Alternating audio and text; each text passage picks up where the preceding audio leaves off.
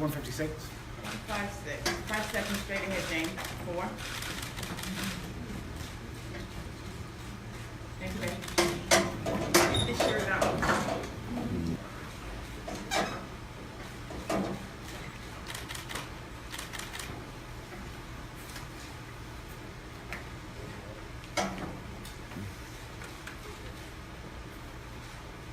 That's good. 156. 156. Right this camera right here, baby. 5 seconds.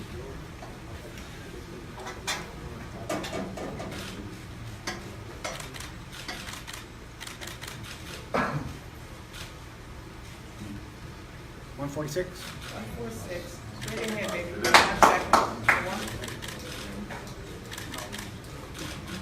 Thank you, love.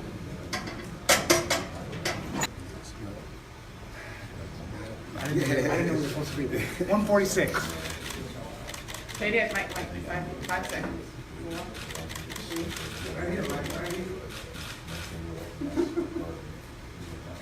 Thank you, babe.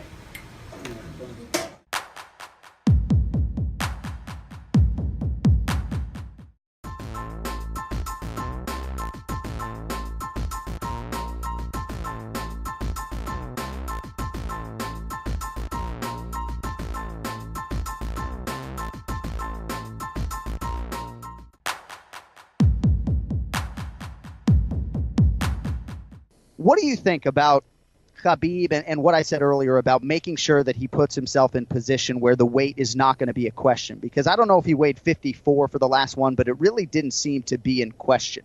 And again, just standing next to him, I feel like he's made some decisions to make sure that this is something he has nipped in the bud. I'm not saying it's going to cost him necessarily in the first minute of the fight against Conor McGregor, but when I mentioned it to his guy, Daniel Cormier, he didn't dismiss it as a factor. I just want to get your thoughts on that particular observation I had a couple weeks ago there in Calgary.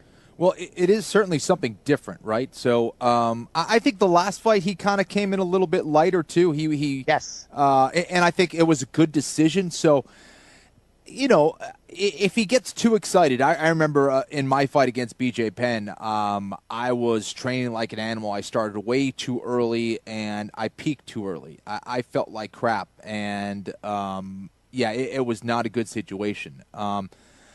So I think for Khabib, I don't think he's going to get rattled by Conor McGregor necessarily, but he is very motivated to smash Conor McGregor, and sometimes you can get a little too excited. I don't think that's going to be the case, though. I think he's coming in leaner because he knows how important this fight is. He realizes that, yes, he has missed weight before. He does not want to be that guy again. So he's coming in lighter. And I think it suited him well in that last fight. I don't think it's going to be a case where he's cutting weight, he's coming in a little bit lighter, he cuts weight maybe a little bit earlier, and now he's weakened by that. I don't think that's going to be the case with Khabib Nurmagomedov.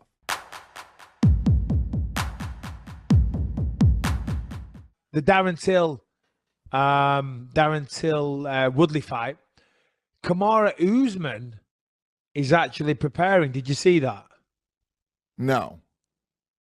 Yeah, Kamaru Usman, apparently, Kamaru Usman to be flown out to Dallas as a potential replacement for Darren Till.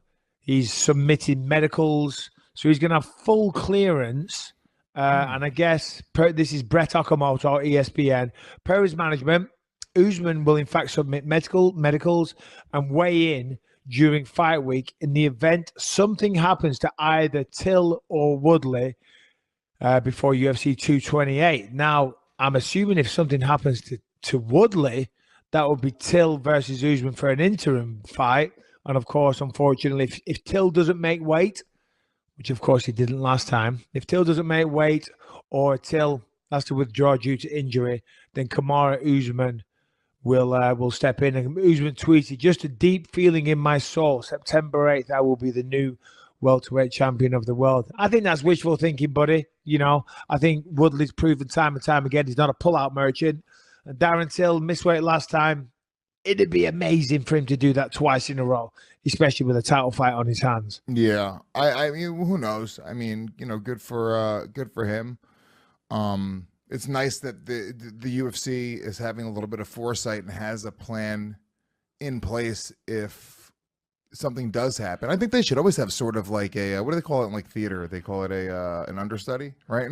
They should always have like somebody ready to go if somebody gets injured, because it does happen a lot, and we've seen fight cards really fall apart because of it. So someone was saying that recently. They should always have, as you say, an understudy, a replacement, an alternative, just in case. And I'm not with that at all. Because if it's a title fight between two people that certainly deserve it, and it's a number one contender, then that's different. And then also, as you know now, Lewis, getting ready for a mixed martial arts fight is incredibly hard. It's a lot of sacrifice. Are you saying that the person that's maybe a 1% chance that the other guys fall out or don't make weight, he gets to fight, do you think he's really going to push himself as hard as someone had that signed the contract for the fight? Well, what if it was like this, right? And this is literally just talking out of my ass. I have no emotional connection to this idea at all, and I have put no thought into this, so I'm sure you're going to torch this. But what about even just having guys that are paid to be in shape, or maybe even like let's just say, because they do this usually, right? Let's say it's a 170-pound fighter on the undercard, and somebody gets injured. They say, all right, we'll give this guy the fight. He's already in shape. He's fighting, and then I guess the other guy kind of gets screwed, right? So the other guy will get the bigger fight. But what if it's like almost in the contract that if somebody were to get injured, this is the dude that was going to step up. So there's always almost like a fail safe just in case it happens. It just happens a lot. Yeah, no, for sure. I mean, yeah, I guess it's good for the UFC. What about a guy that is being paid to train and fight, right? Even if he doesn't have a fight, pay him a little bit. If you still think there's now, let's remember, the odds of them fighting are slim, right? If there's still a good chance that you're not going to fight, they're not going to push themselves. They're not going to make those sacrifices. They're not going to do those extra rounds of sparring because they think, more than likely, I'm not going to get chose to fight, and I'm just preparing for a little payday just on the off chance.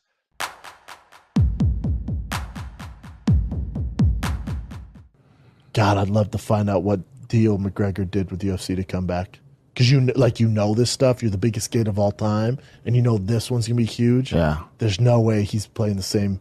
There's no way he's in the same lane as he was when he fought Eddie Alvarez. No, the amount of money he's making on this one, I'd be dying to know. And it's been tough to find out because they give us what the also, this is one of the reasons in Vegas. We'll find out what the commission tells us, but it'd be so interesting to see. Did they give him stock in the company? What'd they do? Is it a flat fee? Because he's not fighting like, $1 million win, million to show. That ain't happening. After $100 million. No, he's getting a flat fee now. Yeah. And I wonder what it is. Is it 20 million? Is it 30 million?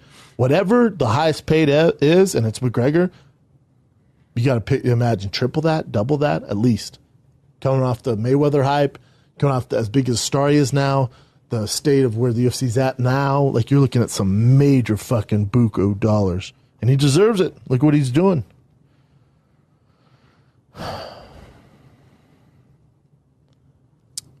He had, for the UFC 205, $3.5 million to show. And 50,000. So he got 4 so 3.5. So he made basically 4 million, including the Reebok sponsorship, right? Mm-hmm. Well, 3.6 million. Oh, I see. They didn't include that. So he made, basically 3.6 million. God, $40,000 for Reebok sponsorship. Greatest deal ever for Reebok. Ever. Think about it. And this isn't on knock on anyone, but for the price of Conor McGregor, you pay the same price for Eddie Alvarez and Woodley. It's crazy, right? Yeah.